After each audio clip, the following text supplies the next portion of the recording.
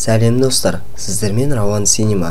Бүгін мен сіздерге 2022 жылдың 3000 жылдық тілек атты фантастикалық драмалар туралы айтатын боламын. Можно один вопрос? Как вы оказались в моей бутылке? Жазушы Алитея Банни әдебиет бойынша тағы бір конференцияға Түркияға ұшады. Ұшақта адамдар мыңдаған жылдардан кейін қалай өмір сүретіндігі жайлы ойлап келеді. Әуежайда Алитеяда әдеттегідей галлюцинация пайда болады. Көптеген жылдар бойы ол өзіне көрінетін елестермен күресіп үйреніп алған екен. Оны достары күтіп алады. Сонда жанындағы адамдардан сұрап көреді. Оның жанынан кішкентайды көрді ме деп. Олар жоқ деп жауап береді. Алитея 100 деген адамдардың алдында өнер көрсетеді. Залдағы адамдар арасынан тағы бір елес жазушыны мазалайды және оны естен тандырады. Достары уайымдайды, бірақ ол бұндай жағдай бірнеше рет болғанына және бұл маңызды емес екендігіне сендіреді. Аздап босаңсу үшін Алитея түрік дәмдеуіштер базарына барады. Кілемдер, сувенирлер, мұңның бәрін бірден таратады. Дүкен ішінде жазушы бір түрлі шыны бөтелкені тауып алады. Сатушы да, досы да басқа затты ұсынады. Ешкімге қарамастан ол өз таңдауында бөтелкеге тоқталады. Тағы бір таң атты. Таңғы асқа тапсырыс беріп жуынып, Алитея оны тезірек зерттеу үшін әйел тіс щеткасымен тазалайды. Қақпақты ашқан сәтте құтыдан таңғаларлық нәрсе болады. Түрлі түсті жарқыраған түтін бүкіл қонақ үй бөлмесін толтырады және түтін басылған кезде Алитея бөлмеден шығып тұрған алып аяқтарды көреді. Абайлап Алитея жатын бөлмеге кіреді. Еденде жатқан қара алып адамды көреді. Жазушы көзін жұмып 9-ға дейін санағанда жоғалып кетуін сұрайды, бірақ ол ешқайда жоғалмайды. Және алып адам аяқ асты түсініксіз тілде сөйлеп бастайды. Жазушы елес деп ойлап қорықпайды. Бөлменің есігін қағып таңғы ас тапсырысы келеді. Қайтып келсе жын адам өлшемі қалпына келеді және ағылшынша сөйлеп бастайды. Шығыстық деликатестермен дәм таттырады және оның 3 тілегі бар туралы хабарлайды, бірақ белгілі бір ережелер бар екендігін айтады. Мәңгілік тыныштықты, мәңгілік өмірге және мәңгілік жасаған барлық күнәлердің кешірілуі мүмкін емес екендігін айтады. Алитея қыздарға арналған мектеп интернатында бала кезіндегі қиялдағы досы болған және одан құтылу үшін барлығын жасағандығын айтады. Бірақ жын ешқайда жоғалмаған және өз қиялы емес екендігіне көз жеткізеді. Жын әйелден тілектерін тездетуін сұрайды. Жазушы асығыс шешім қабылдағысы келмейді. Ол бұрын соңды естіген әдеби тәжірибеде жындар туралы барлық әңгімелер қайғылы аяқталады. Алитея тарихты жақсы көреді, сондықтан танысуды бастауды сұрайды. Ол досының бөтелкеге қалай түскені туралы әңгімесін естігісі келеді. Бұл көптеген ғасырлар бұрын басталған жын әлі де толығымен еркін болған және Шеба патшайымымен махаббатта болған. Ол да жай қалыпты адам емес еді және Шеба қалғандарынан аяқтарындағы ұзын шаштарымен ерекшеленеді. Соломон патшайымның өмірінде пайда болған кезде жын өзінің сүйіктісін жоғалтып алғанын бірден түсінді. Шашты оңай алып тастады, ал оның күйеу жігіті оған патшайым берген барлық қиын тапсырмаларды оңай орындады. Шебамен төсектес болған Соломон қарсыласын бөтелкеге түрмеге жапты және Қызыл теңіз түбіне 2,5 мың жыл бойына жіберді. Жын әңгімесін тоқтатып өзі жайлы аздап айтып бергенін сұрайды. Алитея айтатын көп нәрсе жоқ, балалары жоқ, оның туыстары мен жақын достары жоғын айтады. Ал оның көзіне шөп салған күйеуі Джектен тек фотоальбомы мен заттары бар құрабы қалғандығын, ал қалған өмірін тек көркем әдебиет әлеміне арнағанын айтады.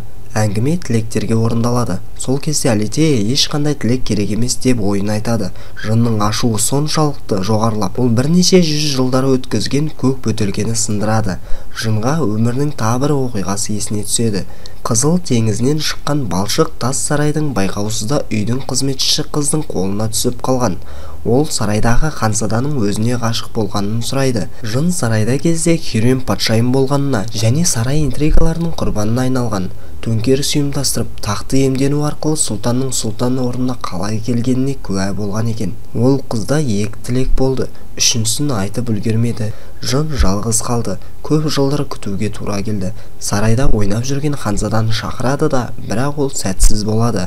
Біраз жылдардан соң бір әйел тауып алып теңіз түбіне кетуді бұйырады. Ол жерде жын біраз ғасыр болады. Алитея аз уақыт ішінде екінші рет жынның ызасына тиеді, ешқашан кездеспеу ниетімен. Сиқыршы тарихқа тағы да бас бұрады. Мыз құмырадағы бақытсыз махаббат хикаяларымен түрмеде жатқан жын кәрі саудагердің үшінші әйелі жас қыздың қолына түседі. Ол тамаша ғалым болды және көп заттар ойлап тапқан екен. Ол заманында да Винчиден де асып түседі екен. Оның екі тілегін қуана орындады. Оған шексіз мүмкіндіктер берді және жындар секілді ойлау қабілетін сыйлады. Ежелгі заңда қыз балаға өзін танытуға рұқсат бермеді. Жын мен қыздың арасында махаббат болып, сиқыршы үшінші тілегі оларды ажыратады деп кедергі жасады. Бірақ бұл ең қорқыныштысы емес болып шықты. Ашуланған Зефира ешқашан сиқыршымен кездесуді тіледім деп үшінші тілегін айтып қойды. Жын стакан ішіне қайта оралды. Содан соң бөтелке қыздың есіне енді түспеді. Бұл әңгімені тыңдаған соң Альтея ақырында оның не қалайтындығын түсінді және бірінші тілегін жыннан оған да сол махаббатты беруін сұрады. Шибаның сондай жақсы көретін сияқты, ол сиқыршының сүйгенін қалады. Жын әйелдің қолынан ұстап өткізген тілегін берді. Жазушы өміріндегі сезіп көрмеген сезімді берді. Ол бақыт құшағына енді. Тағы бір таң атты және жазушы Түркияны тастап суық Лондонға қайтуы тиіс болды. Лондонға жынды өзімен бірге шақырды. Жын қуана қабылдады. Алитея әуежайда бәрінен бұрын шынық құтыны алаңдады. Ол қалтасына оғаш заттарды алып жүреді. Әйелдің мінез құлқы тіпті қауіпсіздік қызметтерінің күдігін тудырады. Шыны құты әлемнің жартысын айналып өтіп, жазушының пәтеріндегі сувенирлер арасына табылады. Бұл екеуіндегі ерлі-зайыптылар секілді жаңа өмір жолын бастайды. Әр күні Алитея студенттерге дәріс береді. Кешке үйіне қайтып келеді. Сиқыршыға Лондон оңай бермейді, өйткені бұл қала тым лас және шулы болатын. Бірақ қалада тұрып, уақытты босқа өткізбейді. Басқа адамдарға көрінбегендіктен аурухана зертханасына барады. Коллайдер және спутниктері бар станцияларды сиқыршы қамау кезінде адамдардың не ашқанын мұқият қарап шығады. Әлемді зерттейді және ханымның лекцияларына қатысады. Оның әңгімелерін мұқият тыңдайды. Бірақ ішінен жындар әлемінде болуды армандайды және достарына айтқысы келеді. Егер жастағы көршілеріне келіншек жын жасаған шығыс тәттілерін ұсынады және жын олардың көзіне көрінетін болады. Алитея ақыры өзіне бақыт сыйлаған еркекті тапты және онымен қалған өмірін өткізуді қалайды. Бірақ бір күні үйіне келген кезде жазушы жынды таба алмайды. Оның жертөледе жатқанын көреді. Сиқыршы күйдірілген тас сияқты. Жазушы оған не болғанын түсіндір деп екінші тілегін жұмсайды. Бірақ ол бәрі жақсы және сүйіктісімен уақыт өткізуге құштар етіп көрсетуге тырысады. Бағдарламада сәтсіздікке ұшыраған секілді қолындағы заттарды сындырып алады, тілді шатастырады. Алитея не болғанын түсінеді. Өйткені күш арқылы махаббат ешкімге берілмейді. Өзара сүйіспеншілікке деген ұмтылыс жынды бұзады. Ол үшінші соңғы тілегін айтады. Жынға бостандыққа шығуды және жындар әлеміне оралуын бұйырады.